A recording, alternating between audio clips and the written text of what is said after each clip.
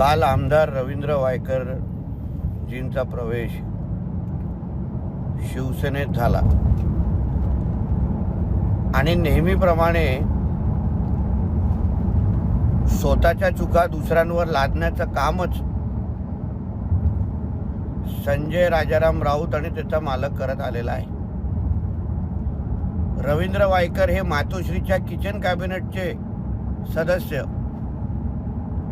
थेट मातोश्रीच्या वहिनींशी संपर्कात असलेले सदस्य, थेट मातोश्रीच्या तिसऱ्या माळ्यावरच्या कंपन्यांमध्ये असलेले पार्टनर. आणि ह्याच रवींद्र वायकरजीने जेव्हा स्वतः अडचणीत आल्यावर जेव्हा ते उद्धवजींकडे गेले, जेव्हा वहिनींकडे गेले, तेव्हा त्यांना नेमकं काय सांगितलं गेलं?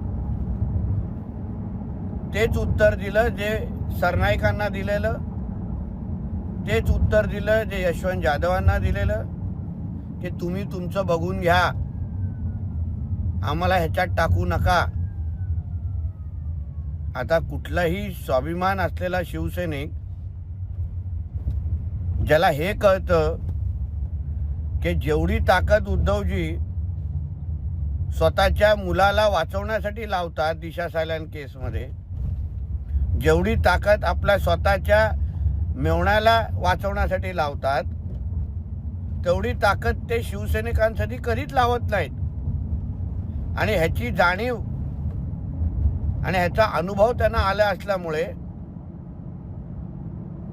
त्यांनी आपल्या भवितव्यासाठी, आपल्या मतदारांसाठी योग्य तो निर्णय घेतला. म्हणून संजय राजाराम राऊतला सांगेन, भारतीय जनता पक्ष आणि शिंदे साहेबांवर आग पकड करण्यापेक्षा तुझा मालक हा ज्या पद्धतीने यूज अँड थ्रो पॉलिसी वापरतो, एखाद्याला वापरायचं आणि मग फेकून द्यायचं, ह्याच्याचमुळे हे सगळे निष्ठावान शिवसैनिक सोडून जात आहेत. हे तुम्हाला कधी कळणार हा विचार महाराष्ट्र आज पण करतोय.